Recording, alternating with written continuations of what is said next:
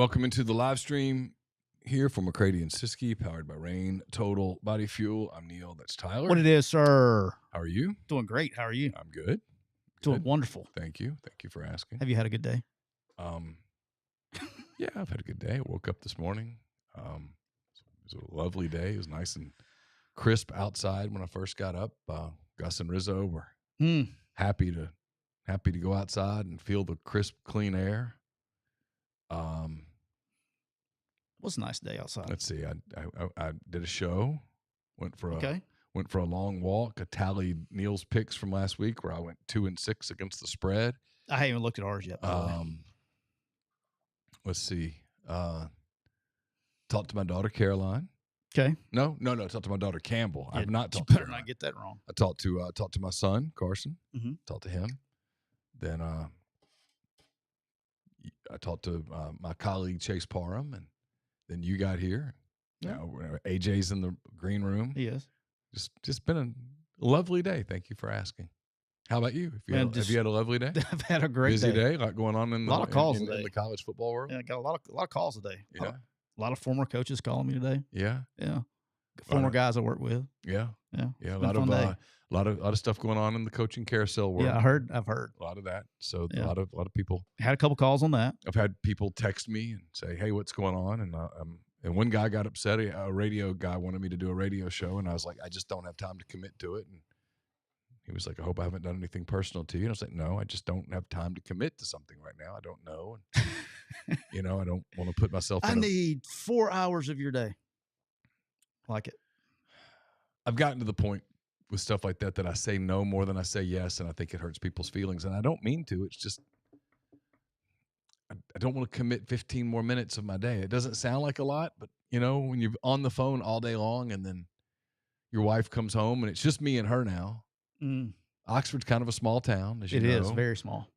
Very small town. We don't have like a big social circle. I'm not sure we have any social circle, and so she comes home and she wouldn't mind being able to visit with me a little bit, and if I go get on the radio and do 20 minutes of radio somewhere, that's 20 minutes that I could have spent hanging out with her. Simple as that. It is what it is. It is what it is. Let's get rolling, dog. All right, here we go. Everybody's ready. Our green room's ready. I got to get AJ out of here by 3:15. AJ, I'll tell him. He'll probably hear me. We'll get him out. Make sure we get him out on time. That will be fine. We will get that done. All right, here we go.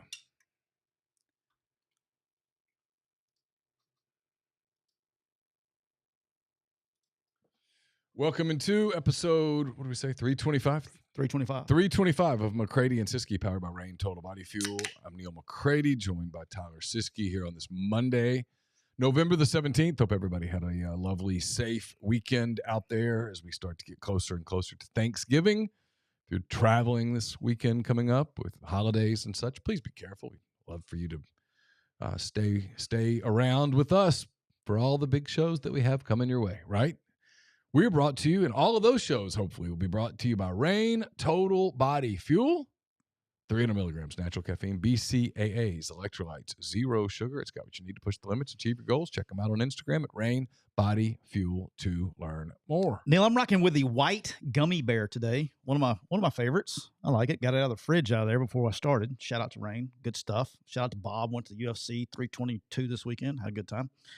But Neal, in case you haven't noticed, in case AJ hasn't noticed, as he's been sitting in the green room, the Kia of Meridian chat is already bumping, and it's going to be bumping all day long, and you can fall into big savings right now. At Kia of Meridian, you can upgrade your ride with unbeatable deals.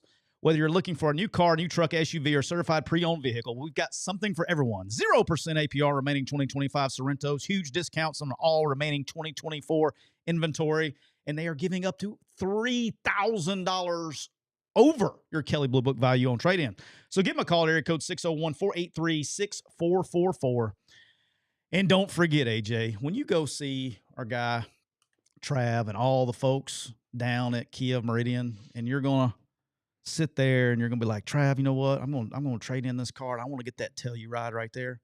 He's going to say, I'm going to pull it on out and let you spin the wheel and win awesome prizes like a PS5, an Xbox, a TV, and more. So check them out at Kia of Meridian. We're also brought to you by the official RV. AJ's gotten where he won't even look at me anymore. We've already had this talk today. He probably won't be making a whole lot of eye contact with you today, just so y'all just need to start looking away from each other today. AJ just won't even look at me. He will not be making eye contact Hurts today. my feelings. But we're brought to you by the official RV dealer, McCready Siskey. Who is that? That's County Line Campers. Where are they located, Neal? Exit 38, I-10 in the wonderful city of Gulfport, Mississippi. Right now, you can go to County Line Campers, and you can try your camping lifestyle out risk-free. That's right. You can go get you a 2026. That's the only lifestyle we're talking about today, by the way. We're not revisiting old lifestyles. Wow. He's not even listening to me. He's trying to look down. He's doing everything he can.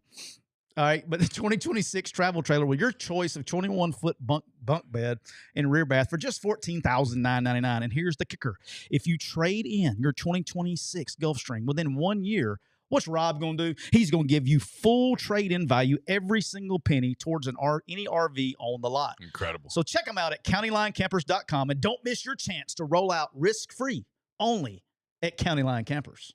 How about that? How about that? How about that? I think your mic's off there. Yeah. That's why you've really been quiet, because your mic was off. Yeah. How we doing, sir? Ladies and gentlemen, boys and girls, children of all ages. Like to bring to you right now, joining the show, is the 3-time national champ, the 3-time world champ, and the co-host of the Bama Dynasty podcast with Trent Richardson And Chris Stewart. and Chris Stewart, and the future lieutenant governor of the wonderful state, the greatest state in the union, Alabama, AJ McCarron. How we doing, sir? I'm good. I gotta keep Ready to get the show going. I know. I bet you are. I got to joke a little bit. Every time I watch you on the Coach JB show, he's got that fire intro for you. I just I can't. My video production skills are not quite there yet. But so I have to do mine vocally. I can't do the. That's what I got to do. I can't do the video production. Yeah, my boy JB made it's an awesome intro. It is. It really is. It's a great intro. I kind of like. I don't want to tell you this, but I actually like if I'm late getting to the show, because he starts earlier. If I'm late getting to it when you start and you're already on there, I will actually rewind just to watch the intro. Yeah, it's pretty sweet. But with the chat, so it's good stuff. All right, let's get rolling. I feel bad for not having like an AJ McCarron intro. I know. Well, Coach JB show, they put together. I don't know if Coach JB did highlights from. Yeah, it's kind of like college highlights and stuff like that, and good moments. Yeah, it's good stuff. It's got a good beat to it. It's good stuff. Shout out. Good show. I enjoy watching the show. I feel like I failed now. Yeah, I enjoy watching the show. All right, well, let's get to it. It's because I don't get a big introduction. AJ. Would you like me to give you one? I'll give you one right now. No. Ladies and gentlemen, boys and girls, children of all ages, joining the show right now. His name is not only first on the podcast title, he's also first in your hearts. He, in fact, is not a homer. He is an open book fan base. He is one of the last great sports journalists in the United States. Ladies and gentlemen, boys and girls, joining us today, Neal. And it's McCready. It's not McCready. It's not anything else. McCray, like crayfish. McCready. Let's go. I don't get the 3-time world champion. Oh, 3-time world champion, Neal McCready. Thank you. How about that? Thank you. It's very nice. How about that? That's very nice. I love it. Good. All right. Is everybody good now? Everybody's good. Sometimes you just need a little pat on the back. All right. Yeah. All right, well, let's get into it, because I know we're going to get to this coaching carousel stuff, AJ, before AJ gets out of here. And I'm going to start it with the order of the games and all that stuff. Texas A&M 31, South Carolina 30. One of the most bizarre first halves of football I've ever seen in my life. The third quarter is pretty bizarre too, Tyler. We haven't got there yet. Did anybody see my quote? I thought for sure I was going to be in trouble by CBS after. No. What'd you say? But they asked me. You want to say it now, or you want to not say it so you don't get in trouble? Yeah, no. I mean, I don't care. Because the people there didn't care, and the Danny Cannell and Damian Harris and everybody on the bout fell out laughing. But they asked me. This was probably my 10th time. I mean, the show started for CBS at 10. We were nonstop from 10 to 4:15. And so I had talked A&M and South Carolina game, 1,200 times. And finally, towards the end, the last show, the host was like, "So tell me what you think about Marcel Reed and his play." And I was like, well, in the first half, he played like Joy Reed, and in the second half, he came out like Marcel Reed. That's good. And everybody was just dying laughing. That's great. Yeah. After I was like, man, I wonder if I'll get an invite back. Yeah. If you were on ESPN, you probably wouldn't have, but CBS, they'll probably let you back. I think, I don't know what do you think, Neal? CBS a little bit more lenient on that? Seems to be. Okay. Yeah. I think you're good. Yeah. Yeah. But like anything that could go wrong, I was almost watching with astonishment.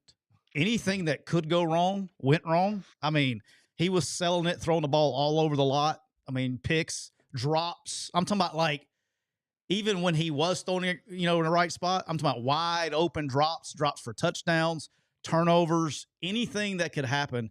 And then we even had, they hit Nick Harbor. It looked like on like a scat route, like a sit route. And he just turned and turns it up and took off. And then he gets to the tunnel. And now we got was it a Texas state trooper? Was it a state trooper? It was a Texas state trooper. I mean, that's a former Texas state trooper. Brother, he just decides to walk in the middle of them and just pacow. I'm like, man. Yeah, they weren't doing anything. It was terrible. No. What are you doing? What are you doing? Like they were playing a game that they ran up the tunnel and they were coming back. I will say, you watch them run like that and you're like, oh, that's why he's a track star, because he just like he's different. There are people out there who need to be studied if they're aliens. Yeah, he is one of them. He was flying. I mean, guys that big don't supposed to run 10.3, right? I mean, I think he's faster than that. I mean, he's got some crazy 100-meter time. But anyway, I mean, he was leaving them. And I will say this, like that's when like it's probably a little much for you. Like, of all people that you want to be bumping, that ain't the guy. I mean, that's a big dude. And he was just like, I mean, I didn't even know what to say. Have y'all seen anything more bizarre than that? I mean, no. An enforcement officer doing that in the middle of a game? No, it's crazy. It was wild. And then I was like, guys, I've never. I've said this before. I'm not a coach. I coached a powder puff game once, and that's it. What was Shane Beamer doing? Yeah, what are we doing? I mean, I told AJ it felt like he was trying to not lose the game instead of trying to win the game. He's got them focusing 8 minutes to go in the third quarter, and we're like running the shot clock, basically the play clock. Yeah, it went a 4-minute offense. I'm like, third quarter. Shane, you're not going to the playoffs. You have nothing to lose, man. Play to win the game. Let her rip. Let it go. Yeah. Throw some deep shots. Have some fun. You guys, if you win today, you're not going to the playoff. Just go do. It was maddening. Yeah. Lenore Sellers is still. I think we don't know. I know. AJ, I'm actually curious on your opinion on this. I still see. What's right? I still see like potential in Lenore Sellers. It's just how much help is he getting?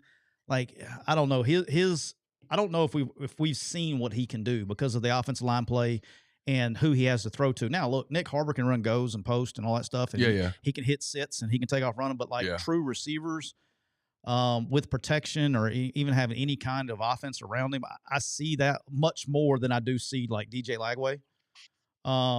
But him and Dylan Stewart, what he did in that game in the first half, like those are aliens. Like it's like a team with two aliens and a bunch of just guys. That's what it reminds me of. Am I wrong on that? No. I mean, I don't know how to really view Lenore's. It's just hard to evaluate. Because he comes out some games and he looks accurate and he looks like he can throw it. And then there's other games and halves and where it's just like, gosh, that's brutal. And I don't know. I mean, it could be getting hit so much that, listen, it affects you for sure. But All right, real quick. I'm hearing a lot. I'm hearing a lot of talk of him going to Miami right after this last game's up. Interesting. Yeah, I hadn't All heard right, that. your thoughts? Y'all both have seen A&M some now. I mean, A&M, look, they've won the games on their schedule, and they won at Notre Dame. They won at Notre Dame's a really good win. They look great in the second half, but in the first half, they looked, even beyond the craziness, they looked pretty fallible. Like, yeah, they're gettable for sure. I think so too. If you like, and here's look, I think Concepcion is probably the most under talked about wide receiver in the SEC, and everybody's like, that guy can go. I know he dropped a couple passes and all that stuff. He's really good. They got some weapons, right? But you saw Saturday in the first half, like, I don't know, because it's the first time we've seen it like that. I don't know how much of that is who they are as opposed to just like if it could go wrong, it went wrong. Like it was just one of the things. And I give them credit because they came out in the second half and played house on fire and got it done and won the game. But they got some edge guys that can go get it. They got pieces in place. Now, if you want to get critical of them, when you look at, I didn't realize it was this bad, but I don't know what network that was on, whatever it was. Is they showed the opponents that they had played, and it was like they split the SEC in half, like 8-8. All 8 of them were on the right side. They played the other side. Yeah. They've been. You can only, again, that Notre Dame win looks good. Yep. But they hadn't played. They hadn't played Georgia. Right. They hadn't played Alabama. Hadn't played Ole Miss. Hadn't played. I mean, Tennessee. Yeah, they played Missouri. They're going to play Texas. I don't think they've played Oklahoma. Pretty sure they haven't. I'm pretty sure they haven't played Oklahoma. No. Yeah. No. Yeah. So, but anyway, I guess my point of the drill is this: is like, it's kind of like Ohio State a little bit with me, where Ohio State, I know what I see. They're damn good, but they really haven't played anybody besides Texas in the first game. Same thing with Texas A&M. I still think they're good, but are they gettable? Sure. I mean, I think if you watch today's college football and you think anyone is ungettable, I think you're being unrealistic. Yeah, because there's too much parity. The second half was just weird from a Shane Beamer and South Carolina standpoint, because the first half you were bringing pressure. The disguises were awesome. You were mixing up coverages, and then it seemed like second half it was just base coverage and trying not to, let them score on big plays right off the bat and save time. Like, I didn't understand why the mindset wasn't just gas pedal down completely and we're going full speed. I mean, you've already fired your OC. Like, just go all out. That 4th and 1 where you hand the ball up the middle against, what are you doing? 4th and 1, you got to let Sellers make a play there or kick a field goal. Yeah. Right? I mean, do something. Don't give them momentum. It's 30-10. You're driving down the field. If you score there, probably good. And that as soon as that play happened, I was by myself in the house. Laura had gone to Memphis, and I just said, "That's it, ball game." Literally, because I was leaving early for my game because I knew traffic was going to be bad. Right there, I went, "Ball game." I started getting ready, and when I came back, it was 30-24. It was like boom, boom, and I'm like, "Oh my god!" Yeah, how the hell that happened? They got 21 quick coming back out of the crazy, half, but, crazy. I would like to shout out. I'd like to tip the rain can and the hat to Elko and all the boys at Texas A&M. Your boy believed in you. I took you at live bet you at plus 550 at halftime. I believed in you. Good for you. And you cashed. So I'd like to say thank you to Mike Elko and the boys. Yeah, hell of a hit. That extension that he supposedly got was looking bad in the first half. Oh, brother, don't you know that there were people in this? There were people talking about that in the stands too. Oh, 100%. Oh, you knew that happened. It's kind of crazy that, I mean, it's why universities get into the shit they're getting in. It's because of he's in his first year. Second. I mean, like, second year, but it's the fact that, like, we're talking about an extension already. Well, it's not. It was forced. I wouldn't say it's forced. What's the right word? Like, his name has come up in deals, and agents do their thing. A lot of people think Penn State was willing to wait on him. Yeah, it was more of a we want to keep you thing and not cause any issues in playoffs and all that stuff. Like, it was. I think they were being proactive. Yeah, let's hustle because I want to get to the carousel. All right. While we have AJ. All right. Well, I want to get. Yeah. We're going to skip a bunch of games. I do want to talk about Oklahoma, Alabama with AJ. We got to talk about that one because they've got Bama people in the audience that want to hear about this. All right, AJ. I'm just going to just tee it up to you. Go ahead. Oklahoma, Alabama. I know you had plenty of time to get your thoughts together, so I'm going to let you start with it. Yeah, I mean, slow starts. I've said it for multiple weeks. You got to come out in these games and start fast, especially at home. I mean, you allow these teams. I said it against South Carolina, LSU. I mean, it's been too many weeks of slow starts, bad offense in the second half. You can't blame anything on the defense. Any Alabama fan that does is insane. The Alabama defense has been playing lights out. Yep. I mean, you've literally gone from South Carolina game 7 points as an offense in the second half to LSU 3 points in the second half. I mean, you're struggling, and when you turn the ball over 4 times, and I've said this a ton, they have an issue of running the play clock all the way down to 1 second, and everybody's like, well, their 2-minute offense is so good. What's the difference? Because in 2-minute offense, you got a play call, you have your hots, your side adjust already built in. You are going. It's not a ton of change in protection. I know what my issues are. I know if they bring that issue, I'm playing fast. The ball is out of my hand, and there's no thinking to it. They are getting up to the line and overthinking and trying to change everything. I mean, on the pick six, they send the halfback in motion. It's a 5-man protection. It's a great job by Venables because I'm sure they have schemed this thing up and said, hey, they're going to be in a 3-by-1. If they send, they're in a 5. He's got to play hot, or he's thinking he's hot, not knowing that we're dropping the backside guy. And so therefore he's going to throw a side adjust or a hot route right here on a slant, and they schemed it up. Yeah, they the safety down. Yeah. Yeah, the safety came flying down. It was a bang play on Isaiah Horton. The ball never got there, went straight to the corner. That was Belling. I've said that, so that's an issue for me. I've talked about them not being able to run the football. Is a major concern for me. And then as well as I think Ty is starting to play a little too much off platform. And he was getting praise about it in, all the weeks leading up to it about being able to extend plays and stuff.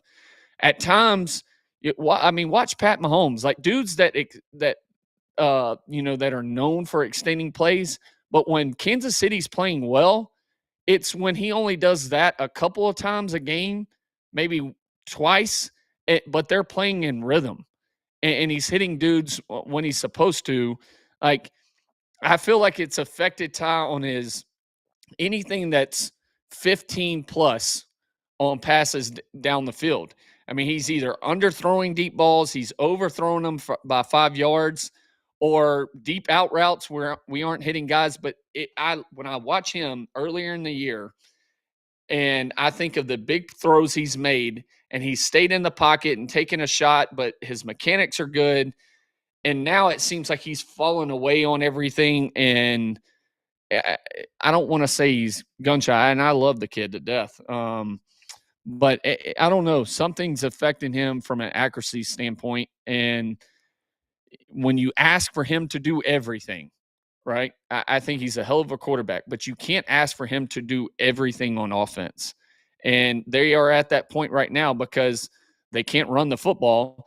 And then on top of that, I thought they ran 5 screens for 16 yards. The screen game's got to expand because when you're playing against a team like South Carolina, Oklahoma, you got to be able to slow them down and slow the pass rush down. And we didn't do enough of that. And then the other last issue for me, the running backs right now are horrific when it comes to pass pro. Horrific. Mm-hmm. I don't care. You put Daniel Hill in there, Jam Miller. I mean, Kevin Riley hasn't really played, and I don't understand why. But I mean, it's been bad in pass pro. And if you're not bringing in a tight end, Cuevas, to help in the pass pro and get to where we're only running 3-man routes, or hell, even 2-man concepts, like I just don't understand it, and it's a big issue, and I think it's starting to catch up to them. Yeah, we talked about it last night. You and I did. I think it's the same thing. We keep talking about it too. I think running backs in pass pro is also a byproduct of where the game has gone compared to where it was. There is no more three-step slide. Everything's RPO world. A lot more 5-man protection. You used to sit in some kind of man protection scheme, 60, 70, 80% of the time in college football. Yeah, and that thing's gone. I mean, you're flipped. And now it's just, third down, and long or, must pass situations. And so that's why I like the Quan Lacey kid at Ole Miss. Now he'll stick his damn nose in there. He will thump your ass on pass protection. Now he is a complete back, and those just don't exist much anymore, and hey, this guy can really run it, but he's not a great pass protector. And we went to the thing at Alabama when you were there with Derrick Henry when he was young. Derrick Henry, he didn't even know. He was like, dude, every time I'm in the game, they give me the ball. He'd never even done pass protection. So I think there is a development thing, no different than offensive line play, right? I think there's a development thing with not doing it enough, even back and to explain to the fans what I'm talking about, it's like even back in the day when there was 3-step, true slide protection, the back was part of that protection. And he'd go stick his face in there on a backer or end, or even if you were half slide, he's going to stick his face in B gap or whatever, or, the half slide with a backer. You just don't see that much anymore. I think it's a lost art. And then the game has gotten more, it's just part of the game evolving. And you look at the NFL. NFL's turned into hey, we got our first and second down back. Now we got a third down back because everything's empty 5-man protection. I wanted to bring up something you said too. You were talking about running the shot clock down to 1 second. Brent Venables is not stupid. Very, very, very good defensive coordinator. But this is not just a Brent Venables thing. This is an everybody thing. When you are in the game and you're sitting there, and by the time you get to the second quarter and kind of what the mode is and what they're doing, brother, when you start up there and you start checking stuff for 15 He's checking. They know what you are doing, and then they're going to tee off on you. Ty had a quote on it, Siskey. They asked him about the pick, and then he said, yeah, we played hot. So then the second time I checked the protection to not play hot, and then they brought it from the other side, and they hit him, and that was when he was about to throw it, and it caused a fumble. Ty literally made a quote about it. And it's like, well, yeah. You don't think that – hell, Saban he was notorious for it. Show 4 one way and spin it and bring 4 the other way. That's what good coaches are going to do. I've watched a lot of film in my lifetime, a lot. Whether it was good coaching or whatever, that safety on the pick, he knew he knew where the ball was coming out. Again, could have been coached up to do it based on this look or whatever. So I'm going to call it good coaching because I don't care how he found out. Somebody was able to teach him that this was coming at this moment, however you want to call it. I call that good coaching. He knew at the snap of the ball where that ball was going. He was on a freaking beeline. And they've there's other clips during the season of them doing this. The other one that sticks out, Neal, you may remember this one. The one that sticks out in my head before this one with Oklahoma's defense was against Ole Miss.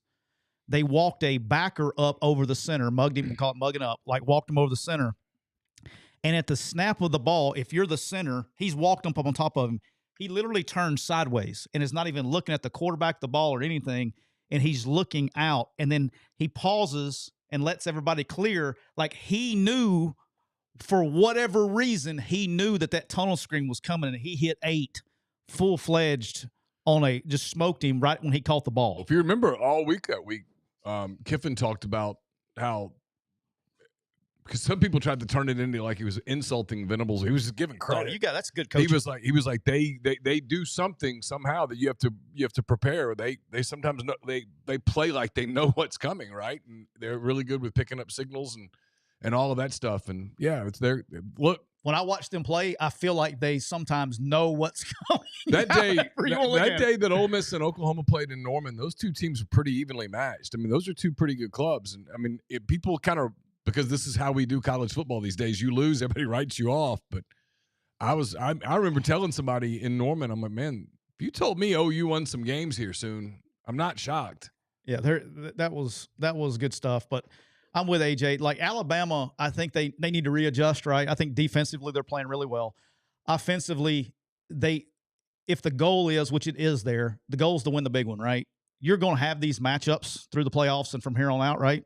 They're going to get a good test run at Auburn because you're going to have a team that's really good, one of the best in the country at stopping the run, and you got a team that you're going to play against. Oh hell, you can't run pass rushers. And so you got to figure out they have elite pass rushers and they stop the run. So they're good.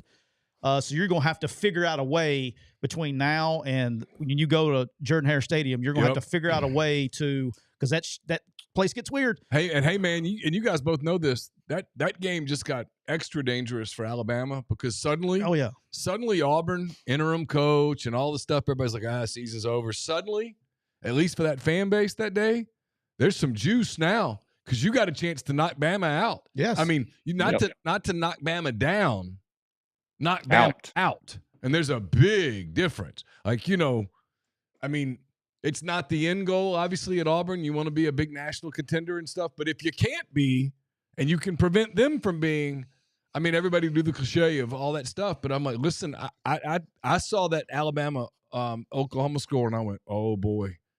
Because I've covered, 10 Iron Bowls? A lot. I've covered a bunch of them, and man, I'm gonna tell you now, when someone gets a chance to end somebody in one of those seasons, in a rivalry game, that rivalry game, it's going to be intense. And like if the longer Auburn stays in that game, the harder it's going to be for Alabama to hear. And you guys, I mean, I don't have to tell you guys, 100%. There. I mean, that game got tougher for Alabama Saturday. It did.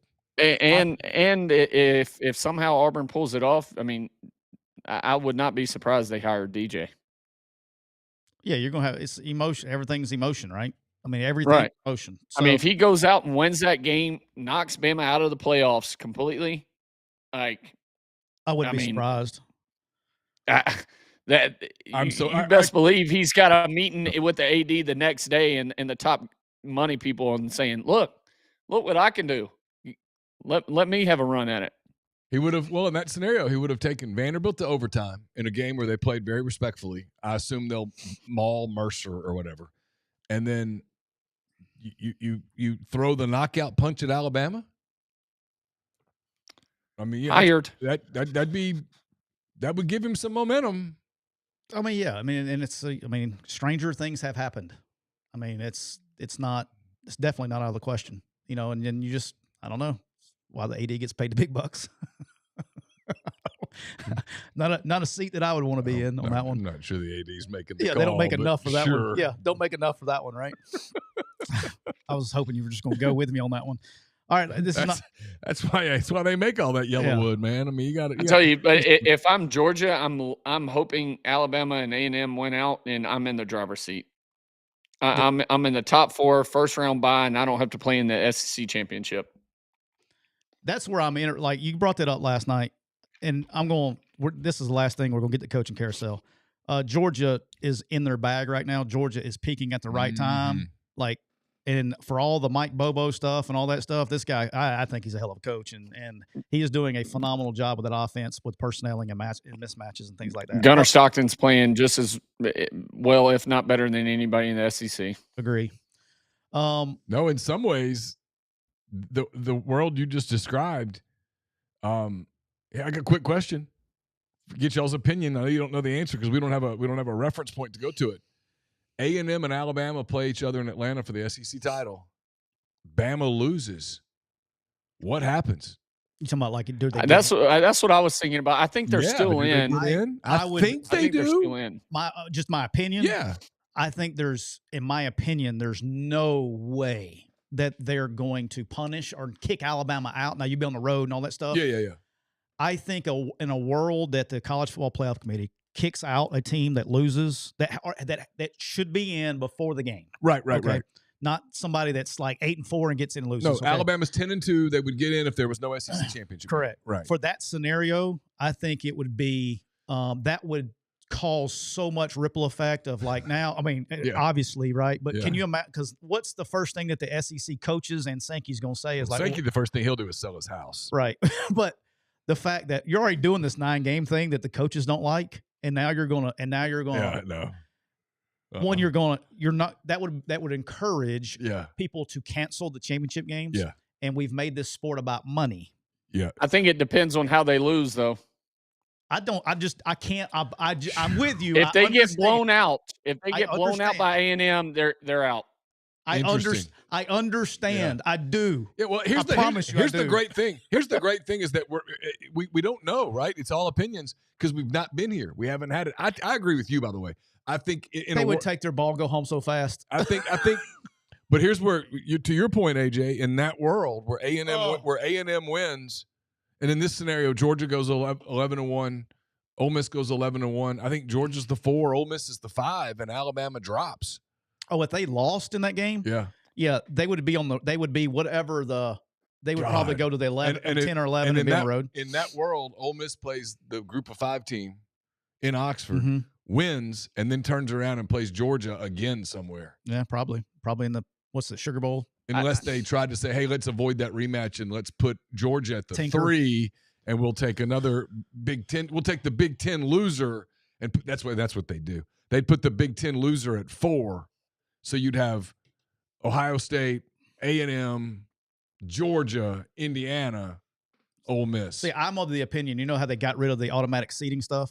Yeah. I'm of the opinion, not only was that an easy sell, but it allows the committee on the last bit to tinker and get the matchups that they want. Yeah, sure. I think the Final Four that get the bye are Georgia's a lock, Ohio State's a lock. I think Indiana. I think Indiana's a lock. I'm saying if they went out. Yeah. I think Indiana's a lock. And then I think it goes between Bama, who gets that seed, or A&M, whoever wins the SEC championship. If all those teams went out, and then when it comes down to the SEC championship game, I think that so in the top 4, with the bye of the first round, I think it comes down to the SEC championship game, and then whoever loses that is out. But even if Bama blew out A&M's still in. But if A&M blows out Bama in the SEC championship game, I think it knocks Bama all the way out. I can't. I think it comes down to them losing and how they lose. I seriously, if that happens, and I'm not, maybe you're right, because we have. I don't think it's. I mean, I'm not saying it's right. I'm just saying I think that's the only way it could happen. Yeah, that's what I'm saying. It would be the end, like the SEC championship game. They would say every coach in the league. We're not going. We're out. We're forfeiting. We're not going to that game. Whatever it is like because you can't. But they don't want to get rid of the game. They'd be the first 3-loss team in it, though. Yeah, they don't want to get rid of the game because of the money, but they would get rid of it if that happened because that costs. It would. I mean, that's. Well, here's the thing. Like you'd have. Well, never mind. Never mind. You're good. I talked myself through it in my head. It was an interesting moment. Talking to yourself. All right, y'all ready to get to the coaching carousel? Yes. Y'all want to do that? Yes. AJ, you want to do that? You want to get the coaching carousel? Let's do it. All right. We'll start with the Pied Piper. Let me say this real quick. The coaching carousel is brought to you by our good friends at Coors Banquet Beer. You drink them all. They're all gone. It was a weekend. Since its inception in 1873, Coors Banquet's been brewed, AJ, in the same tradition of the original 150-year-old recipe. Banquet is crafted with 100% Rocky Mountain water. So, AJ, when you're enjoying a banquet, you know what you're drinking? Besides the Rocky Mountains? He doesn't drink. History. You're drinking history. History. I knew it. Drinking history. There you go. Coors Banquet Beer. All right, let's talk about the carousel. Spin it. All right, spin the wheel. We'll start with the Pied Piper, who everybody's waiting on, Lane Kiffin.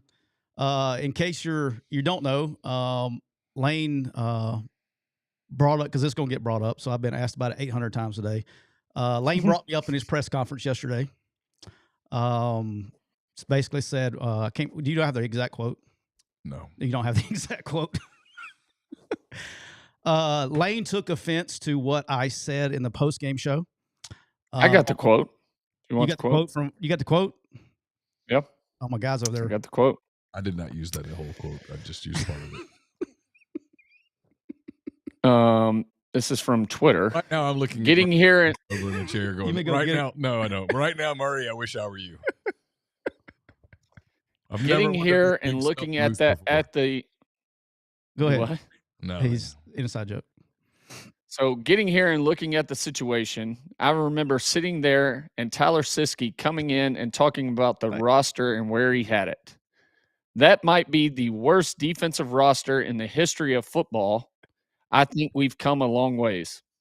Yeah, Lane took offense to what I said in the postgame show, where I said I was tired of the cuteness. I don't think he liked the language. I dropped the F-bomb. I don't think he liked that.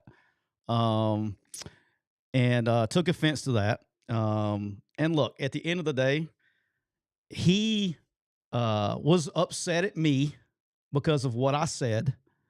All right. He texted me a few times. I did not respond to said text. Then he did what he did and acted like a 9-year-old and brought it up in the press conference. He was searching for something to take a shot. He was waiting on an opportunity to take a shot at me, and that's fine.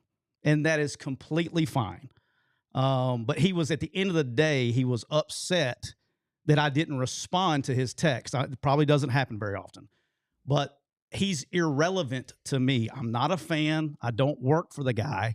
Not ever going to work for the guy, ever. So it's irrelevant to me. I've been asked 874 times today after that happened by coaches in the business and people in the profession to go absolutely nuclear on him today. And I really thought about it. I really did. I thought about it. Do I go nuclear? I decided it's probably best for me not to go nuclear on him today, not because of him, but responding to him like a 9-year-old would not, it's not about him, but I would probably cause collateral damage to people that I do care about, that I do like. And it's probably not the best avenue for that. So I'm not going to be a 9-year-old.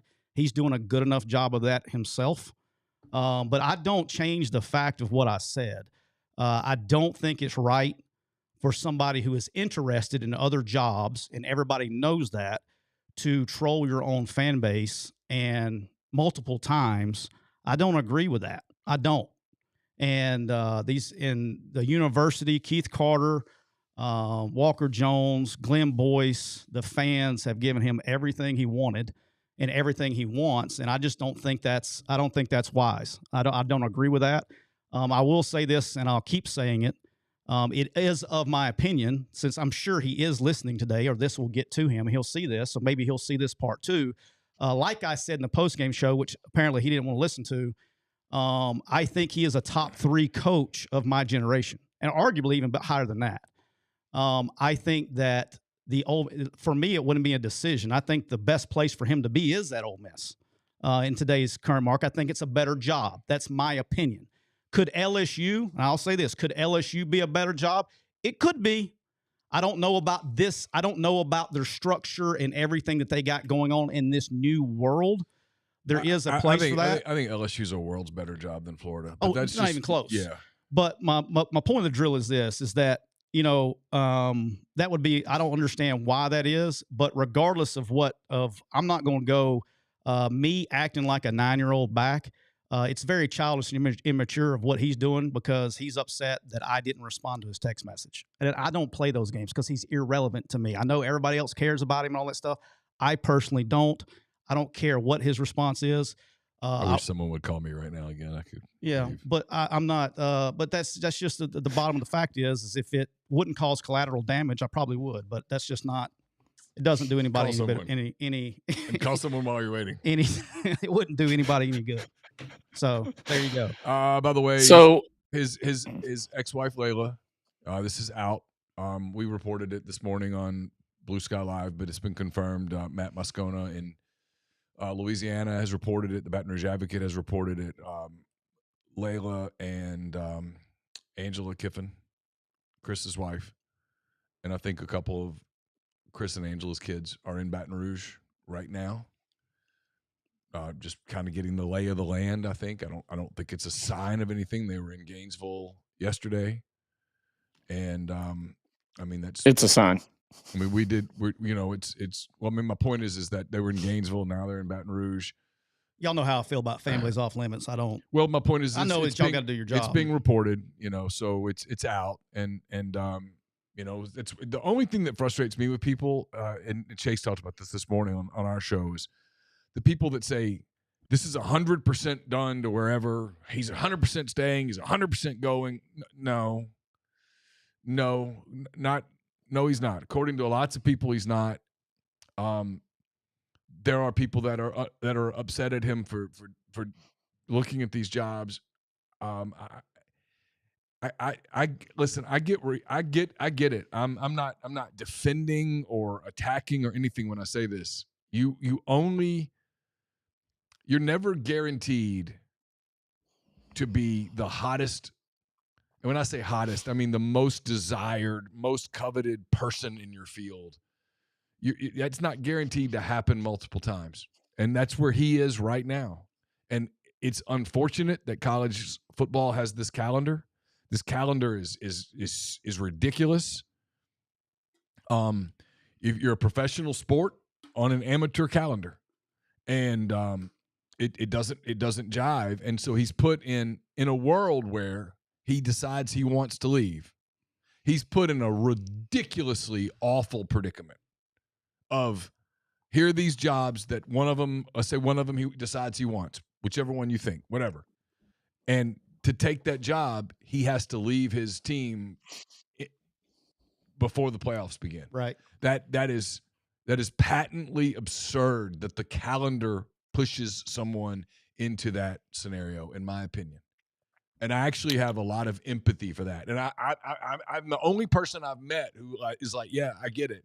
I think it's completely unfair that the calendar is the way it is. I'll never understand why college football, you steered into this pro model. Everything's pro model. So bad. Listen, the NFL shows you a way to do this.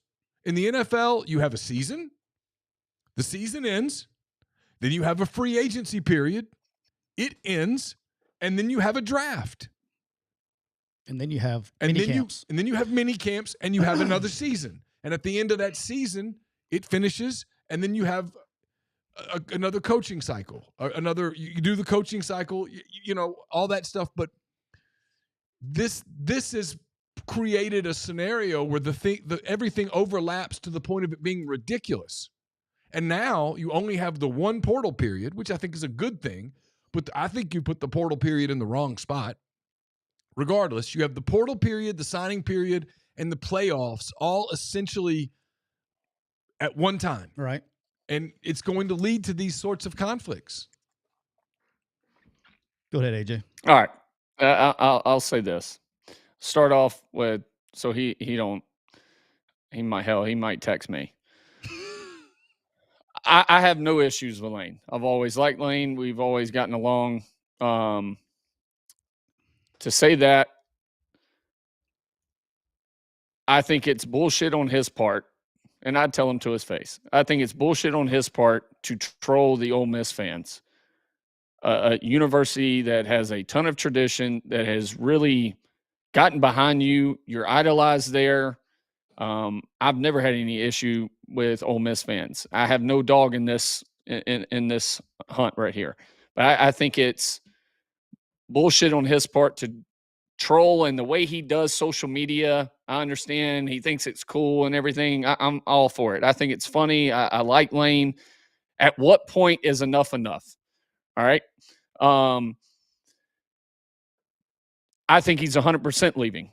Listen, every coach that I've ever been a part of, and I know, Neal, you said it's different. Every coach I've been a part of, if their family goes and takes visits, that means they're probably leaving. 99.9% of the time, they're looking to see what they like, and the wife goes down. Coach Saban took the LSU job when he was at Michigan State because Miss Terry flew down on a plane with LSU boosters and went and visited and then called Coach Saban. It's a famous story. I don't know if he's told it. He's told me. And she said, Nick, you're going to love this place. That's how he took that job. Whether it's true or not, he's told me that. We'll leave it at that. So there's a reason on why his son and family and everybody are going down to visit neighborhoods, schools, whatever. He's leaving, okay? Whether he wants me to say it or not. And hell, if he stays, then maybe I'll get some credit from the Ole Miss fans because I pressured him into staying.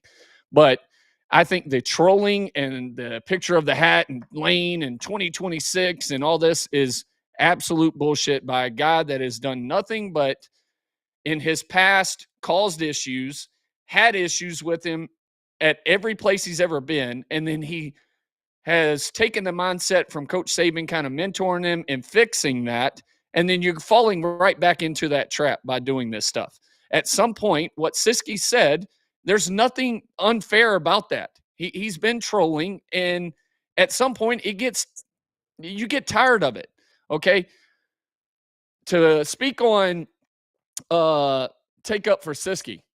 All right. And like I said, I like Lane, but I'm gonna pull this quote out because I'm a numbers guy. Hey, what did you say? Like, let's see if there's a history of it. All right, to bash the roster, you had 9 on that roster that he said was the worst in history. Okay, you had 9 guys on defense play NFL ball off that Ole Miss defense. You had 11 on the offensive side play NFL ball. Doesn't seem like the worst roster in history in my eyes. But he also goes back when he got the job, and I went and found this quote. Kiffin also praises the staff, including former head coach Matt Luke, for assembling a roster full of promising young talent. Quote from Lane. That's a big part of the reason I'm here. The way you guys and Matt built this roster and what set this job apart from other opportunities I had. I thought it was the worst roster. How can you speak out of both sides? Again, can't do it. And like I said, I'll state this again because in case Lane sends me a text, I have no issue with Lane. I've always gotten along with Lane, but you can't speak out of both ends and then pissed off because one dude that worked for you at multiple places or that you fired when you got the Ole Miss job, and all he said was the trolling has to stop, and he used the F word in it, and you get pissed and text, and then you're pissed because he doesn't respond to it, and then you come out on a press conference the next day and find a way to throw a jab at him. Like, come on. Yeah. Get real. You're a grown-ass man. He was, again, just looking for a way. I mean, he didn't freaking think about that for 2 seconds. I mean, he was literally looking for a way to throw a jab because I didn't respond to his text. I mean, if he could have found another way, I'm sure he would have found another way. It is what it is. But he went out of his way to do that. I'd love to see what the question was. I don't think it had anything to do with the actual roster building. I think that was just his way of doing that. But throwing a jab. That's what I'm saying. That's what I'm saying, because I didn't respond to a text. I mean, but at what point does Ole Miss say, we're Ole Miss, we've done everything he's asked, we've taken care of him, taken care of anything that we need to. We're not going to be treated as like we're not a good job, as we're not a top university or a top job in the SEC or in the country, and say, hey, make your mind up. You're either staying or leaving. And we'll live with it. And the fan base has got to stay behind the AD and everybody that makes that decision. Because if not, you're going to keep getting trolled and you're going to keep just getting pulled along on the leash. Like, come on, I'll just tease you. It's my understanding that message has been communicated. I don't know precisely in what language or whatnot. I have no idea. But that message has been communicated, and that at some point, I mean, Ole Miss has an open date this week. They play a week from Friday in Starkville. At Mississippi State in the Egg Bowl game. At some point before, what I was told was at some point near the beginning of actual Egg Bowl prep.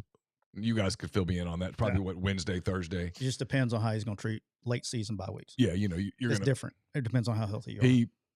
He said it wouldn't be a traditional bye week. They'd already done that, but that but you don't ever want to. You don't want to over prep a team, right? 12 days of prep for a game is a little much. So.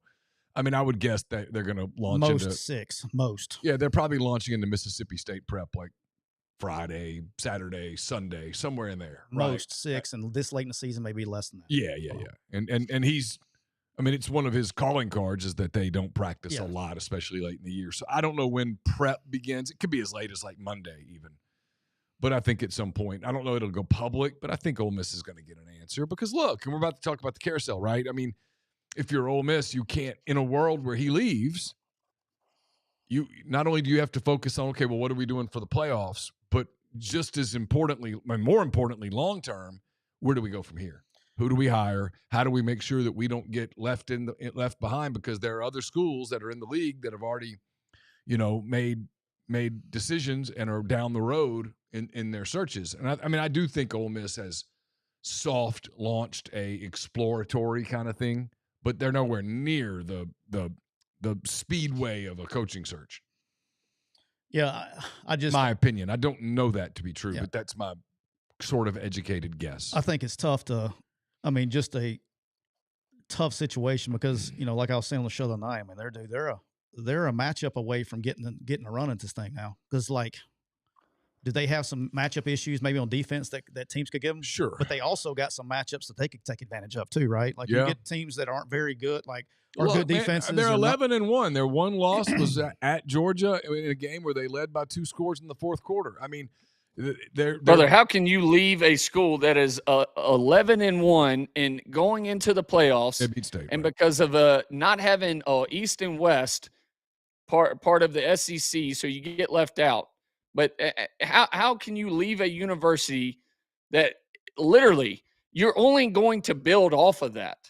And if you have everything you need there and the people idolize you and they would build a freaking statue of you there, and he has an ego, everybody does, but and you're going to go somewhere and you keep saying it's not about the money, and you're going to go somewhere and start all over again. You can do this same. It's proven. You've done it now on a roster that you didn't have as good as you did last year. You want a stat? And you've done it with well, you can make the argument he's done it better than anybody in this era. In 5 years, dating back to the start of the 2021 season, if they beat Mississippi State, they haven't beaten Mississippi State yet, but assuming that they do, and I think the early line's like 10.5. Okay. That would be 50 wins. I'll give you, both of you gentlemen, I'll give you a moment to think how many programs in the SEC over those same 5 years have won more than 50 games. Georgia and Alabama. Way to go. I mean, shocker. That's yeah. it. And that's probably some of that's because of playoff runs. You know how many?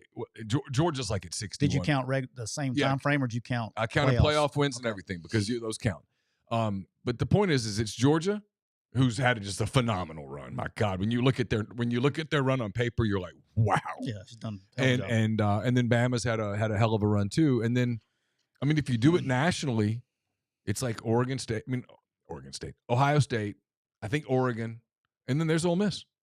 If this current, and this is all meant as a compliment to Lane, really, this current formula, had it been in existence back to 2021, this would be, assuming Ole Miss is in, this would be their 3rd playoff appearance in 5 years. Mm-hmm. I mean, the only programs in the league that are outpacing you again are Georgia and Alabama. That's it. Not Oklahoma, not even LSU, and my point on Florida's not one of those. Florida has in that same period, and I might be off one because I haven't done this in a couple of weeks, but in that same period, I think Florida has 29 wins. I mean, Florida. What are we talking about? Florida has less wins in that period than Arkansas. Who everybody goes, that's the worst, and they're firing they've already fired their coach.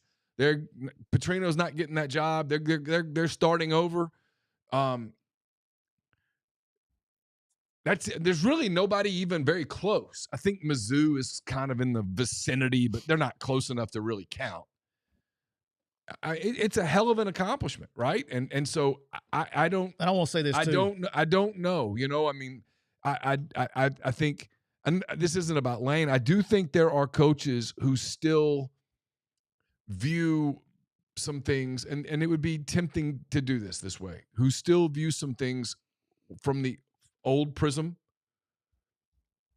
where you look at Florida back when I was a kid or younger, not a kid, but I was younger, and you had Spurrier and they were winning championships, and the visor, and every game that, they were always on TV all the time, and they were a big time program and the whole deal. And then Urban won big there, and won, Tim Tebow won the Heisman, and that was probably about close to your time, AJ, when you were coming up. Yeah. But in this era, I know everybody talks about proximity to talent. I don't really know that it matters that much. It's all about NIL. It's all about money. It's all about program synergy. I'm weird in this. If you take those three programs, this is just my opinion, and nobody's offering me a job, I would put Florida third in that list. Yeah, and that's kind of, I guess, what my point is that, But it only comes down to one person's opinion. And where I defend people is all people is, look, man, if you think a job is the job for you, it's your decision. You're the one that whatever the consequences are, whatever the benefits are, whatever the greatness that comes from it or the disaster that comes from it, you're the one that's going to endure it. You're the one that's going to get up every morning and go to work. All the outside noises, they shouldn't matter. You should do what you think is best for you. That applies to everybody we're about to talk about on the search. Yeah, I can I say this for all the people in the chat that are, I guess, Florida fans saying, well, it's Florida. Be serious. The brand. In today's age in college football, you're truly take your Florida lenses off. Are you saying Florida is a bigger brand in today's college football right now, the last 3 years, than in what Lane has built at Ole Miss and what Ole Miss is as a university right now? I don't agree with it. And then for you to be so excited, okay, say you get him. And like I said, I like Lane. I have no issues with Lane. Me and Lane have talked in the past. You get Lane. What part of his track record shows that he's going to stay there and not pull this on you? If you're Florida, you don't think if the Alabama job comes open, he's going to be trying to get that job? You don't think if the Texas job comes open after a year of being at Florida, he would go and interview and want that job? Insert Neal McCready. It's McCready. Insert Neal McCready. Go ahead, sir. I'm not breaking news here. I'm just telling you things I've heard. I've heard if Texas loses to A&M, if maybe things go a little further south from where it is right now, that deal could get at Texas. I'm not saying it involves Kiffin. I'm just saying that deal at Texas could get weird, fast. AJ, fast. Yeah. To AJ's point. And so you don't think this dude, not a shot at Lane, track record. You don't think, say, just a wild scenario, if he got introduced, all right, Ole Miss sticks to their deal and says, hey, you're going to make a decision by the end of the Egg Bowl. He's like, all right, I'm going to Florida. And then 2 weeks later, that Texas job comes open. You don't think Jimmy Sexton and them are making a call on his behalf to go interview for that, even though he just took it? Oh, I don't. I mean, come on, really? In this cycle, nothing surprises me anymore. Why? I mean, why not? I mean, I just nothing. If there's a coach that you wouldn't put it by, I don't know. I wouldn't put it by Lane. I don't. He's been here for 6 years. I don't know that. I mean, I understand what you're saying. I don't know that is a fair. I don't know that it's a super fair criticism at this point to go, he looks for everything. I mean, he's been here 6 years. Yeah, he entertained Auburn, but he didn't do it.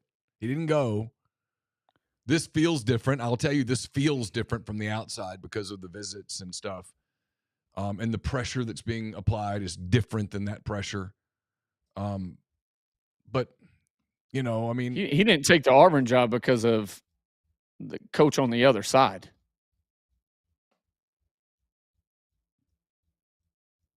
Yeah, I mean, I can't prove that. I mean. No, I mean, I'm just saying, if I'm looking at it, that's my thought process on it. Yeah. He wasn't going to go against him from that sense. I mean, it could be. I don't know. I mean, the public thing about. I'll tell you this, AJ. On the Saturday before that week transpired, I was in Fayetteville covering Ole Miss at Arkansas, and just based on things I was hearing, body language and all that stuff, I would have lost a lot of money, but I would have bet a lot of money that he was absolutely going to Auburn. And I wasn't alone. I mean, those guys on the broadcast that night believed he was going to Auburn. Anyway, he didn't go to Auburn, and so here we are. He's been here 6 years. He's done an amazingly good job. I know he has a reputation for wanderlust and whatnot, but he has stayed here for 6 seasons. He's done a hell of a job. You know, and so hell of a job. I think when people go, he'll leave in a drop of a hat. I mean, I get why people say that. I still think he gets a bum rap for the leaving Tennessee for SC because it was a completely different deal. And he got fired from the Raiders. It was the Raiders' fault. They drafted Jamarcus. It was a terrible decision. That didn't work. He was awfully young at the time. He left Tennessee after a year. The SC had all the NCAA stuff that happened, and they fired him. He didn't quit. And then he went to Bama, and, you know, that didn't end exactly the right way, but he did a good job there. And then he did a good job at FAU and stayed there for, 3 seasons before he got the Ole Miss job. So I don't know that the he hops immediately thing is completely in fact, I don't think it's fair at all. All right, I want to say this is like, one, I think he's done an incredible job. But I think we'd be remiss to not to Franklin take the Virginia Tech job? I haven't seen. I saw that's what I'm saying. But what Glenn Boyce, Keith Carter, and Walker Jones have done in alignment and getting things done here that per sources wasn't like that when I was here under 2 different coaches.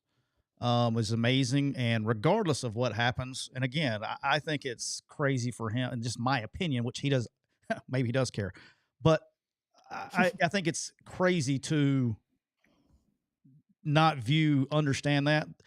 But I think regardless of what happens, I think Ole Miss is in such a much better position to continue the brand and continue to go on than they were when he got here. Oh yeah, no question. I mean, I was going through it. I get it. I understand it. And I think he's done a phenomenal job. But I think he's done a phenomenal job being him with the support. Excuse me, that he's gotten from the administration and Walker. Like, I've said this 1,000 times. I think Walker Jones and Keith Carter and Glenn Boyce are like those guys. They got it figured out, man. Those are the type guys that you want to work for. And so regardless of what happens, and I'm on this, I'm not even mad that the guy's looking for jobs. That doesn't bother me in this world of college because it happens a lot more. It doesn't get out. Okay. It's more of the only reason I've ever been anything critical was trolling your own fan base in the process. That's it. Yeah. That's it. That's the only thing I'm mad. That's the thing with me is I think it's better for the university if he stays. I think it's better for him if he stays.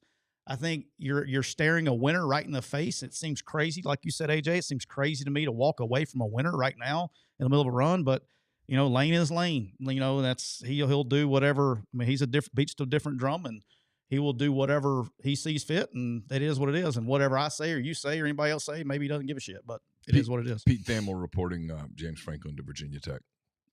There you go. What we said last week. Yeah, I said that last week here on the big show. I had not heard. That's my only thing, though. Is last thing for me is you're leaving a place where it seems like you have 100% support. The fan base loves you. You've built the SIP deal and all of this whole branding behind it, right? And you've made this place a place that dudes want to go to.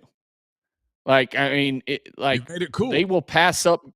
Yeah, you made it cool. They will pass up Florida. They will pass up LSU to go to Ole Miss, right? And it's a great campus. It's a great place. Like, why go somewhere leave somewhere where you have 100% support from a fan base, everybody behind the scenes to a place where you're starting all over and has a track record and a history at Florida. And I'm not saying he's guaranteed to get the Florida job, but that is known to fire coaches that have went to SEC championship games and had winning seasons. Like, I don't get it. I really don't. I mean, and I understand, Lane is Lane, but It's wild to me. Yeah. Chris Lowe.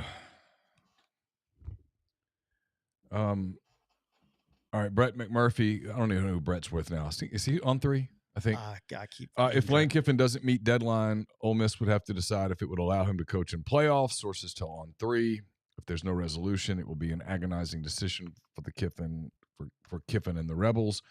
Chris Lowe quote tweets that 7 minutes ago and says, "In short, Ole Miss wants some finality this week on Kiffin's coaching future at Ole Miss, an ultimatum of sorts. Buckle up," he says. Man, good for Ole Miss. What a world we're living in. Good for Ole Miss. If you were following, I'll give us some credit here. If you were following Rebels 24/7 this morning, that was basically reported to you. I mean, it's. Do you know who reported it on Rebels 24/7? AJ Chase Parham. Neal Parham. I did too. But and Neal McCready. Neal McCready. Does it drive you nuts when people call you McCready? It used to. It drives me nuts. I'm so used to it now that it doesn't really faze me.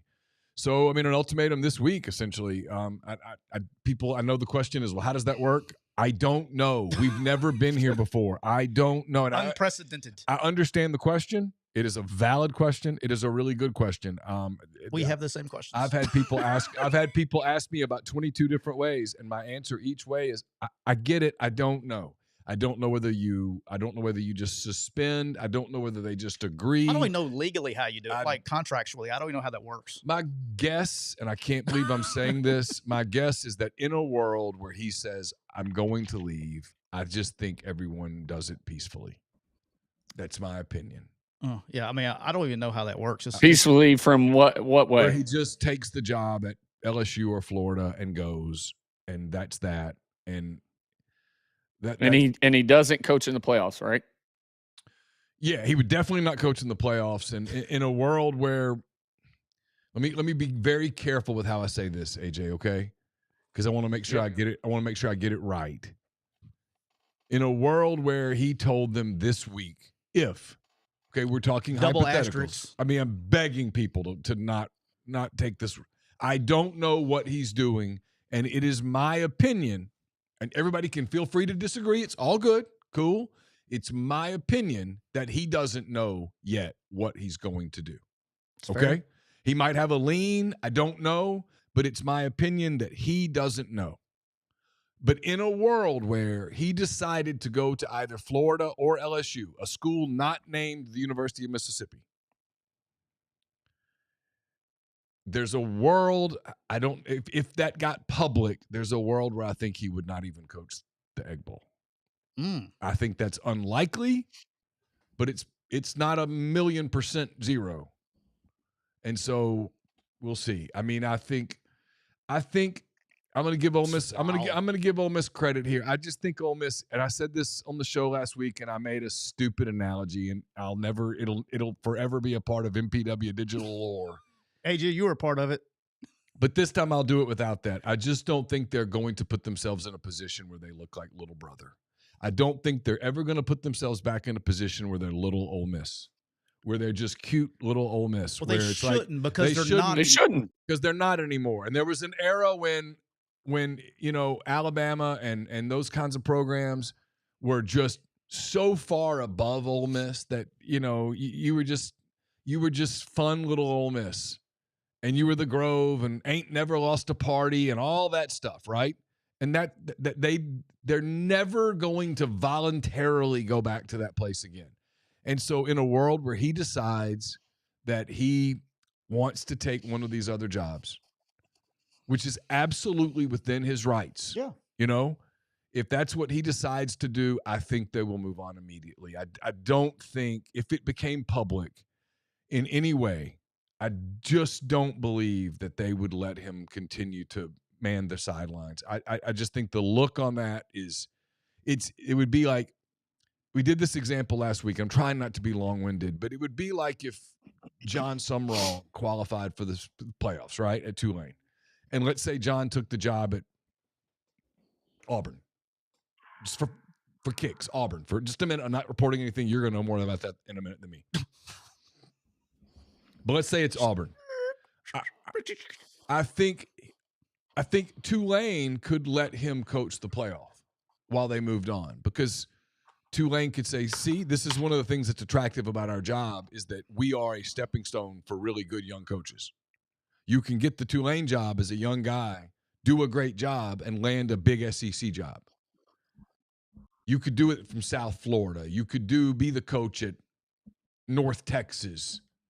I don't think you can be the coach at an SEC school and allow yourself to be, well, we're the second tier. Yeah. I just don't believe that. And they don't either. And that's why I've been telling people it won't happen if it comes to that.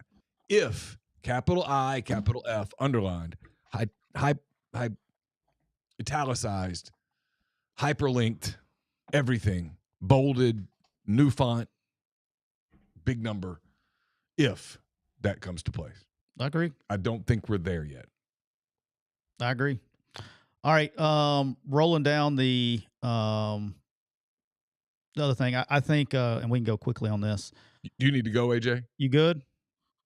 Or you need whatever. One more thing. Okay. Whatever y'all got. Well, I'm just going, then since you're here, because you know these guys, I'll change the order here. Look, I think whatever Lane's decision is going to be, I think is setting it's a flow of dominoes, however you want to look at it. I think it's a positioning thing. I think James Franklin going to Virginia Tech will move a little bit of a couple of candidates here and there, but Lane is the domino. Mm-hmm. Okay, that's going to cause a lot of things. I think when it comes to John Summerall in particular, I think that's one. Lane is a huge domino there for him, deciding what his opportunities are as far as whatever the coaching people do. I think he would be in play in several places. I think his name's obviously hot. I think his name's in play at 3 or 4 spots. So you're saying he would be in play at LSU if he didn't go there? Like if Lane were to stay, right? Right, and then LSU, Florida, Auburn, obviously. He's in play at Arkansas to some degree. I think there's things there. I think that his name, and I'm going to continue to say the same things about Summerall. I want everybody to know this. I try to be not biased. It's very hard for me to not be biased with Summerall because of how much he's your friend. He's my friend, and I love him. Not only that, is he's just a quality person, and he's very genuine. And but you guys are buddies. It's he's cool. my buddy, so, but I'm cool. biased. And I like to let everybody know when I'm biased. Yeah. But I think he's unbelievable. So I'm excited for whatever. I love he John. I think he's great. I want him to do well. That's why I'm getting all my Auburn shots in now. In the event that he gets the Auburn job, I can't hate Auburn anymore. AJ, what are you going to do if Summerall gets the Auburn job? And are you going to go lieutenant governor mode on me and have to be Auburn fan for a little bit in 11 games, but just not one? Yeah, I mean, he's the lieutenant governor of the state of Alabama. He's got to cheer for everybody. Can he gets root for everybody. Day a year, he can't cheer for one game, one day. Yeah, and then the name I would keep an eye on at Arkansas, who I think would do a really good job, and I think would kill it, is a guy named Kane Womack. That's a name I would start. I'd start raising my eyebrow a little bit. I would be so happy for Kane because he's such a phenomenal dude. I would be so happy for his dad.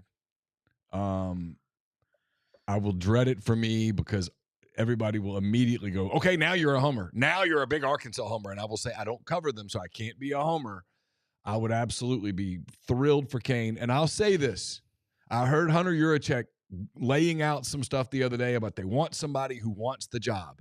They want a young, he said, defensive-minded coach who wants the job. And I said, well, I know one. Kane's about 37, 36, 38, somewhere in there. I don't know. Kane's in his 30s. He's got head coaching experience. He now has defensive coordinator experience in the hardest league. He coached at Ole Miss. He was on Hugh's staff. Indiana. He's been in Indiana with Tom. He went to South Alabama as a head coach, did a really good job there. He's been with Coach DeBoer at Alabama. I think he's done a really good job as the coordinator there.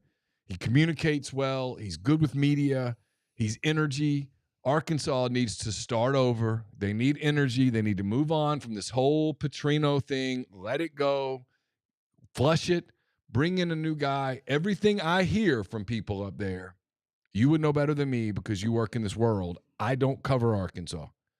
Okay, the people that I know at Arkansas, 2 of them don't know how a football works. The other one is obsessed with the Oklahoma City Thunder and couldn't tell me anything about what's going on. So I don't know. I don't have any family context up there. But I do hear that there's a lot of energy around doing something new and fresh and putting the money together, and that there is a lot more money put together right now than was ever available for Sam Pittman. Yeah, I think Arkansas is going to be in good shape. AJ, I know you got to get out of here, but just give your thoughts on Kane, because I know you know him. Obviously, when you were training down there, you got a chance to meet him a little bit more than when you were down there working out and stuff.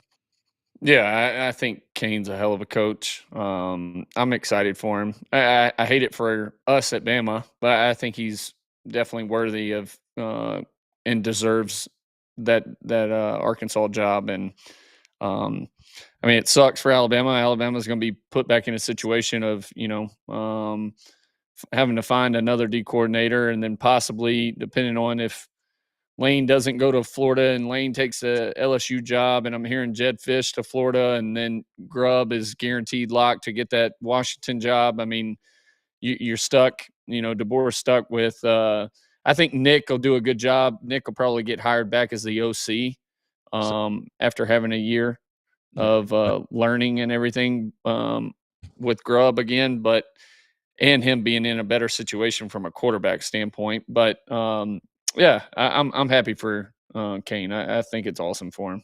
Excited. Yeah. I think he'll get his opportunity sooner rather than later. He was a real one too. I think wherever he gets an opportunity, I think he'll do a great job. I think he's got some I think he does the things outside the box. I think he's unbelievable with the player relationship. I think that it's a what as they like to say, it's a great fit for him there at Arkansas for many reasons. All right, we'll get ready to wrap that thing up. I do think Eli Drinkwitz's name has gotten extremely hot over the weekend. Yeah. Where? Penn State. Penn State, Auburn. Yeah, I mean, I'll be honest. I heard over the weekend some buzz building with Auburn with him. Florida, LSU. I mean, if Eli Drinkwitz is kind of in that position where if he decides to go, he'll have plenty of opportunities. I think his name is hot all over the place. And then Alex Golish, obviously at South Florida, same kind of deal there. And then names just to keep your Eric Morris, I think, is going to end up with something if he wants it out of North Texas. Yeah. I mean, I think he does want, but just a matter of because people keep talking about, okay, here's the jobs open. Well, all these coaches are coming from somewhere, right? So these other jobs are going to be open. I think it's going to get there. We talked about Jed Fish and Ryan Grubb, but a name I would keep an eye on for something. I don't know where, but I think could get in the coaching carousels. Todd Monken. Oh. Todd Monken, I think, could get involved in some gigs, come back to the college game. So that'd be something to keep interested on. I'll tell you one thing, man. Some of these coordinator jobs at some of these places are going to pay some serious coin. That's the thing, right? That's where this next flurry might be G5 coaches, not any of the ones you necessarily name, but some G5 coaches doing what Kane did. Because, look, if this works out for Kane like that, and I know it's an if. It's not done yet. But in a world where Kane leaves South Alabama as a head coach, a successful head coach, goes to a place like Alabama as a DC, and then 2 years later lands a big SEC job and the salary that comes with that, people around the country are going to go, huh. Well, the name, I get asked a lot about, Schumann. Especially the younger guys. Hey, I got to go. I'm going to listen to the rest. Appreciate AJ joining us, the co-host of the Dynasty Bama podcast. Check him out. Releases at 6 a.m. on Tuesdays on YouTube. Appreciate you, big dog. I'll hit Peace. You. All right. Yay. While you're getting all that figured out, I get asked a lot about Glenn Schumann, Yep. And kind of my thing is I was in a world 5-6 years ago, Schumann is the perfect candidate to go. If John left Tulane or Golish leaves South Florida to immediately go walk into a job like that's got the groundwork that you can go continue to win. Oh, yeah. Kind of like what Eli did at App State, either Drinkwitz. Tulane will be a very attractive job. South Florida, if Golish leaves, will be a very attractive job. There'll be a lot. The list of people that will be interested in that job will probably surprise people. So, but the trick is this, okay, in today's world, it's kind of the route that Kane took by going to be a coordinator. One, he'd have to take a massive pay cut to to be a head coach in the G5 level. Yep. All right. But like, Yep.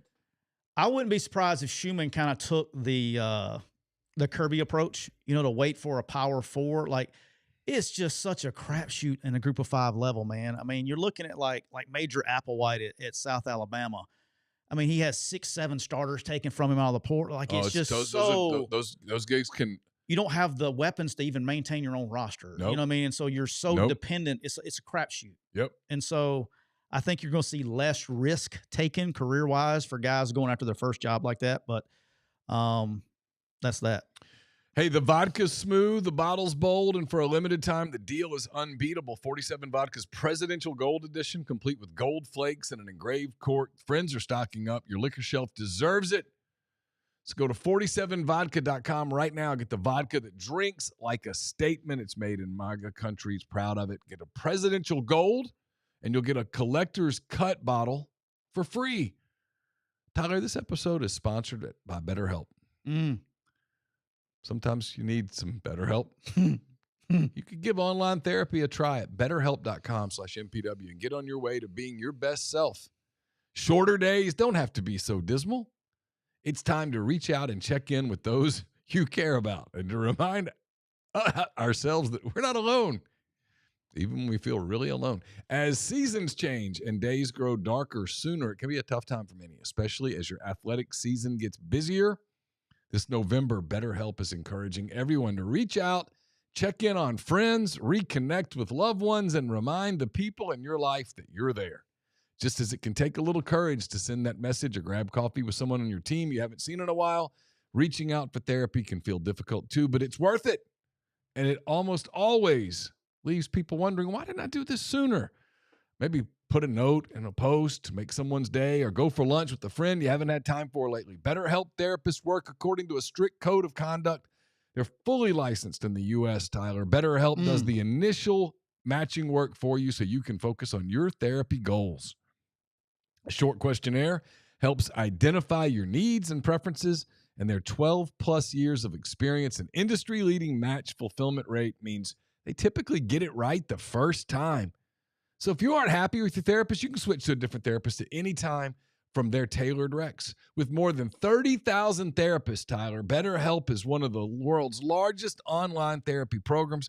It's served more than 5 million people globally, and it works with an average rating of 4.9 out of 5 for a live session based on more than 1.7 million client reviews. So this month, don't wait to reach out. Whether you're checking in on a friend or reaching out to a therapist yourself, BetterHelp makes it easier to take that first step. Our listeners get 10% off their first month at betterhelp.com/MPW. That's betterhelp.com/MPW. Dished out a lot of life advice a minute ago. We did. Some people might take it. Some people might not. It's okay. Regardless, life advice is presented by Cole Walters of State Farm Insurance. Cole is licensed in auto, home, life, health, business, and pet insurance for the whole states of Georgia and Alabama. You can find him online at ColeWaltersInsurance.com. We are also brought to you by Bank First. I got 2 to read to you. I know. Hey, we went long today. I don't want to hear shit. We went an hour and a half without ads. I don't want to hear nothing. This episode brought to you by Bank First. It's the hometown bank with people who understand the needs of the community. That means local decisions, local support, local folks who care if your kid made the team at Bank First. They're not just bankers. They're neighbors and friends, whether you're buying a home, starting a business, or you just need someone to explain what APR actually means. They're here right down the street. So give Gant Boone a call, 662-310-0204 to learn more, or visit bankfirstfs.com. Bank First with locations in Oxford, Starkville, Hattiesburg, Tuscaloosa as a member FDIC, equal housing lender. Bank NMLS 454063. And finally, we are brought to you by Outdoor Underwriters. Everybody loves the outdoors. You can't say anything to me now. But you want to make sure your hunt club or timberland is covered. Outdoor Underwriters provides the insurance you need at squirrel season, man. Provides the insurance you need at a price that makes sense. Whitetail, doves. Outdoor Underwriter provides Bengal tigers, gators, liability protection, sharks for occurrences arising out of activities and operations of your hunt club, ducks, and its members, guests, invitees, agents, employees, and much more. They provide standing timber insurance. Shoot, man, they have timberland liability, prescribed burn coverage, guides, outfitters, consulting foresters. They're sponsored by damn near everyone, the Wild Turkey Federation, the National Deer Association, and more. Get in touch with them at 866-961-4101 or online at outdoorund.com. Hey, Neal. Hey, Tyler, what's up, man? Do you know what else? Can I tell you something? What's that? Are you serious about your health? Well, it's debatable. I saw a picture of me on Saturday night where I did not look like I was particularly serious about my health, and it made me very depressed. I've had so many people send it to me with, hey, you've gained some weight. I was like, BetterHelp.com, BetterHelp.com, BetterHelp.com. If you're serious about your health, but you don't have time to go to a doctor's visit or a confusing lab report, listen up. Prime is a modern at-home lab testing kit that puts you in control. You can go to getprime.com and get your sample at home in just a few minutes later. Get clear, personalized results right in your private dashboard. There's no needles, no waiting rooms, no hassle, whether you are rechecking your hormone, energy levels, metabolism, or overall wellness. Prime makes it fast, easy, and actionable. I've done it myself. Yep. I think it's great. Literally from the time I put it on my arm to the time I got my results back, it was 23 hours and 14 minutes. I looked it up the other day. I was going to do it today, but I couldn't get off the phone for 5 minutes, so I didn't. 23 hours, 14 minutes later, I had my results. How about that? How about that? So if you need to get anything helped at home, make sure you go to getprime.com and don't forget to enter the promo code MPW. That's going to get you 20% off 20% of your kit. So go to getprime.com. We're also brought to you by my good friend Don and all the folks down at Thompson's Paint and Body Shop. So just in case you get in your car and you're trying to drive somewhere. Yep. And if you drive like my wife, here we go. Throw Aaron under the bus. A deer comes out and just magically runs into your car. Poor Aaron. Or you hit a curb going into the neighborhood and all the airbags go off. Or Aaron. You just got anything you need with your car. Listen up. You're going to have Aaron going to BetterHelp.com. Yeah. Aaron's been hot the last 24 hours. I'm not telling you, she's 3-time world champ too, so she is hot, but she's been really hot the last 24 hours. But there you go. Oh. She may be running into something right now. But if you need any kind of body work, you can go to the heart of Saraland, Alabama. Where are you going? To Thompson's Paint and Body Shop. Right there off I-65 and exit 13. You can go to Saraland, Alabama, and you get treated right by the right people, not some just corporate chain. Oh, no. No, Nobody it's not a corporate chain. Nobody wants corporate chains. You're like, man, I got my car jacked up. Except Coors. Good chain. You got storm damage, you got any kind of thing like that, and you call somebody and they're like, let me put you on hold, please. And you're wait. Nope, you're not doing that. You're getting Don Matthew or Don Jr. on the phone. They're going to take care of you. It doesn't matter where you're located. Yep. So you give them a call, area code 251-675-0884. You can go to their website at thompsonsbodyshop.com. You can check them out on Facebook, all the good stuff. The most trusted paint and body shop. Some people say in America. Some people say the whole world. Some people say the whole world. Whole world. A family-owned, trusted by generations, and proud to stay independent in a world full of cookie-cutter chains. Shout out Thompson's Paint and Body Shop. How about that? Appreciate you, dog. That's all I got today. All right, let's do a quick prediction. Let's name schools and let's predict. Let's make a prediction. A prediction on Wednesday, November 17th. Name the school. We'll start with an easy one. Virginia Tech. James Franklin. Penn State.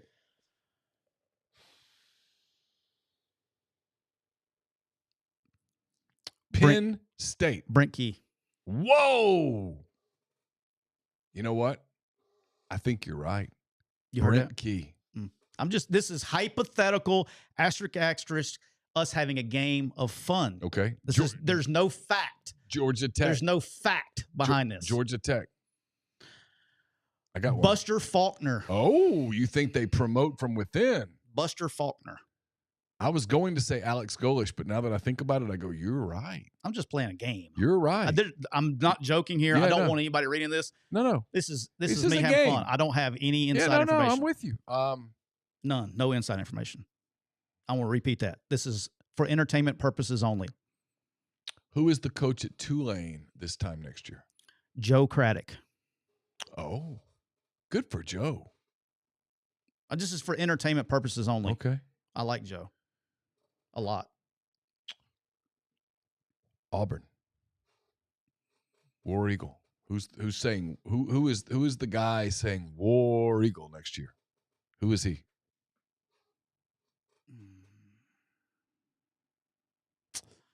DJ Durkin. Wow.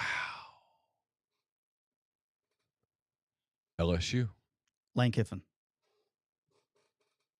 Wow, we don't agree on anything.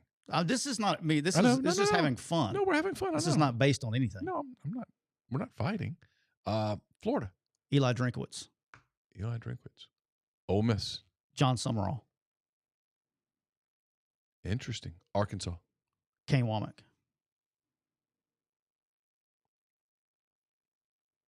This is like Fantasyland. There's like plus 40,000. Plus 40,000. How cool would it be, whether it's Ole Miss or Auburn or wherever, if you and I were at the game?